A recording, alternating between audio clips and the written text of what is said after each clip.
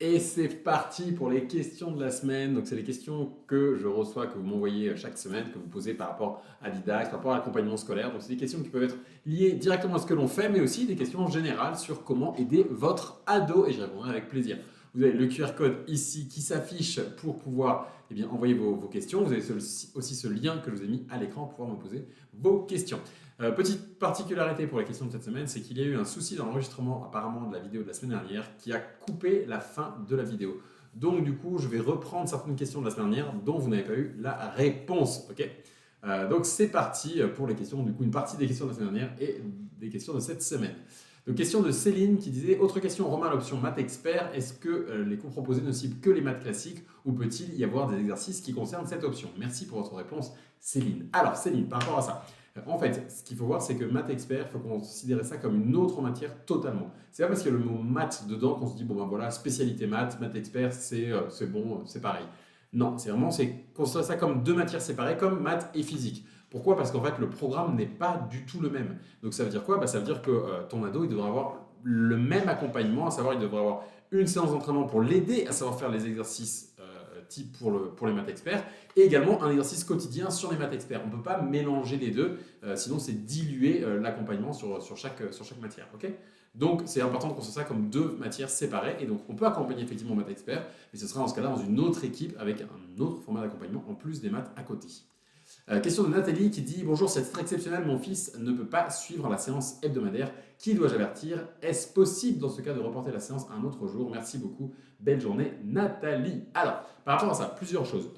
Première chose, il n'y a pas de séance de rattrapage. Okay, c'est-à-dire que quand la séance, on la fixe justement ensemble, un jour à un certain créneau horaire, c'est en équipe et donc du coup, c'est l'horaire de l'équipe.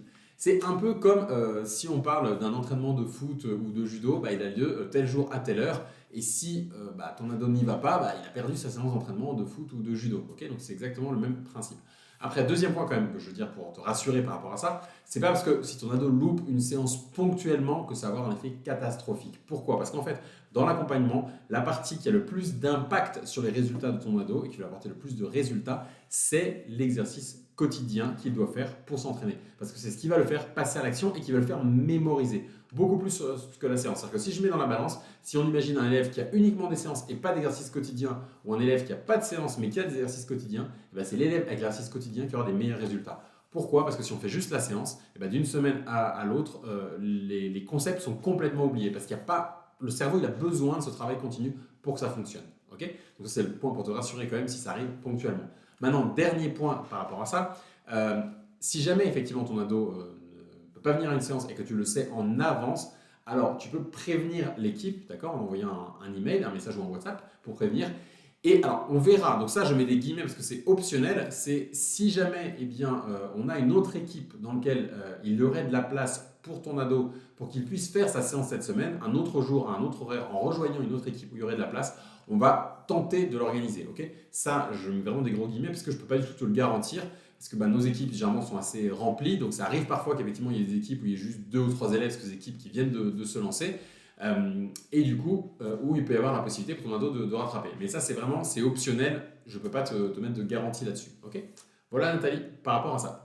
Ensuite, une question de Maryse qui dit « Bonjour Steve, Zoé a suivi son deuxième cours la semaine dernière, elle était ravie, étant en vacances pour le moment, elle fait différents exercices pour le moment, ce qui est très bien car elle s'entraîne et révise en même temps. Yes, ça fait plaisir, l'entraînement continu, c'est la clé du succès. » La question du jour fait écho à votre dernière vidéo. Les exercices faits avec le prof sont-ils des exercices d'application pour aider au mieux pour le contrôle ou bien faut-il que Zoé parte de ses manuels de cours pour les trouver? Merci pour votre réponse, bonne journée.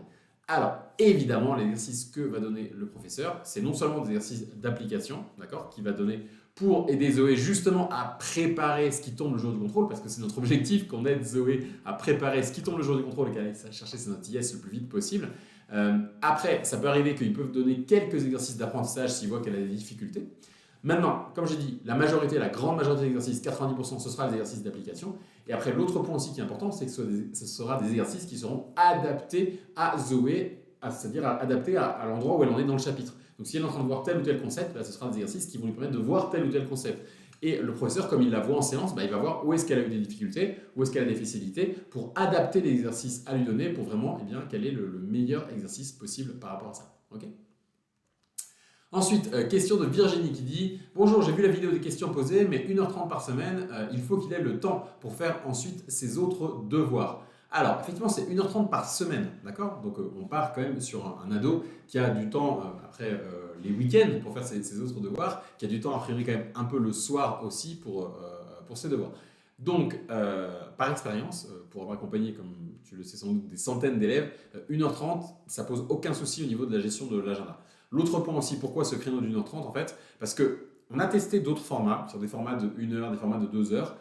En 1 heure, c'est beaucoup trop court. C'est extrêmement court pour pouvoir aider un ado. Le temps qu'il se lance dans le bain, tout ça, qu'il ait les premières explications, commence à avancer, dans la dernière demi-heure, eh ben, c'est la demi-heure justement où il aura déjà compris un certain nombre de concepts, parce qu'il aura déjà fait 1 heure dessus, et donc il va être extrêmement efficace dans cette dernière demi-heure. Donc c'est vraiment important qu'on ait ce temps-là complet d'1 heure et demie.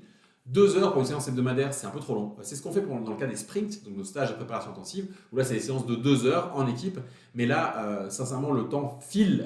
En plus, généralement, comme c'est pendant les vacances, donc les élèves sont reposés. Et vraiment, les 2 heures passent en volant, on ne les voit pas passer parce que c'est vraiment extrêmement rythmé et très dense, ok, par rapport à ça. Donc voilà, donc tout ce qu'on demande, c'est ça, c'est 1h30 par semaine et après 15 minutes par jour pour faire un exercice. C'est tout. Mais les résultats sont là. Question de Sivaï qui dit: les sprints se font-ils uniquement en semaine, du lundi au vendredi, ou est-il possible d'inclure un week-end, par exemple du mercredi au dimanche? Alors, donc déjà, les sprints, pour ceux qui ne connaissent pas, c'est nos stages de préparation intensive. C'est nos stages qui durent 5 jours, 2 heures par jour, avec comme objectif de réviser de manière intense pendant cette semaine-là. Ça peut être de manière intense pour rattraper un trimestre. Ça peut être par exemple dans le cas des élèves qui nous rejoignent au mois de décembre, par exemple, et qui étaient complètement largués au premier trimestre. Eh bien, ils vont avoir un sprint qui va leur permettre de réviser ce premier trimestre pour se remettre à jour. C'est aussi pour la préparation des examens. Par exemple, au mois de mars, au mois de juin, pour pouvoir préparer les examens du bac, du brevet. Et donc, du coup, là, à ce moment-là, c'est les sprints où c'est uniquement des annales de bac, de brevet, pour vraiment s'entraîner le plus possible à ce qui tombe concrètement le jour J, pour qu'après, quand les élèves, ils tombent le jour du bac, le jour du brevet, ils soient en mode: mais c'est bon, tout ça, je l'ai déjà vu plein de fois, allez, let's go, automatique. Le dernier sprint que l'on a qui fonctionne très bien aussi, que les élèves adorent, qui a un gros impact, c'est le sprint Back to School. Donc ça, c'est le sprint que l'on organise juste avant la rentrée de septembre, donc la dernière semaine d'août, la première semaine de septembre, et qui permet de réviser quelques chapitres de l'année passée, les chapitres essentiels de l'année passée, et de préparer les premiers chapitres de la rentrée en cours. Comme ça fait que les élèves, quand ils commencent ensuite, ils ont leur premier cours de maths à la rentrée, ou de maths, de français ou de physique, eh bien, ils ont déjà vu les premiers concepts. Et donc, ils arrivent et ils sont en mode: mais tout ça, je l'ai déjà vu. Donc, pour eux, c'est super facile de suivre et de tout de suite prendre le train en marche. Okay, donc, voilà pour nos sprints, nos stages de préparation intensive, pour ce petit rappel. Et donc, du coup, après, sur l'organisation des sprints, en fait, on adapte en fonction des vacances. D'accord. Donc, effectivement, il y a certains sprints, des fois, qui vont aller du mercredi au dimanche, qui vont aller du mardi au samedi, d'autres du lundi au vendredi. Là, on n'a pas de contraintes par rapport à ça. En fait, on s'adapte aux vacances et aux disponibilités aussi des élèves. Généralement, quand on organise les sprints, tu recevras un email, d'accord, pour te prévenir qu'on est en train d'organiser les sprints. Et du coup, ces emails-là, on pose déjà certaines dates. Mais après, si jamais tu as d'autres dispos, tu peux en parler. Parce que quand c'est au tout début qu'on est en train d'organiser les sprints, eh bien, on peut effectivement adapter un peu et ensuite proposer comme ça à tout le monde de rejoindre le sprint. Okay. Par contre, une fois que les sprints sont déjà organisés, on ne va pas faire de changement juste pour toi. Les élèves, ils ont déjà validé leur inscription. Donc forcément, c'est le créneau qui a été choisi. Okay. Mais il n'y a pas de contrainte de jour. On adapte vraiment pour que ce soit le mieux pour les élèves. Ça marche, Sivaï?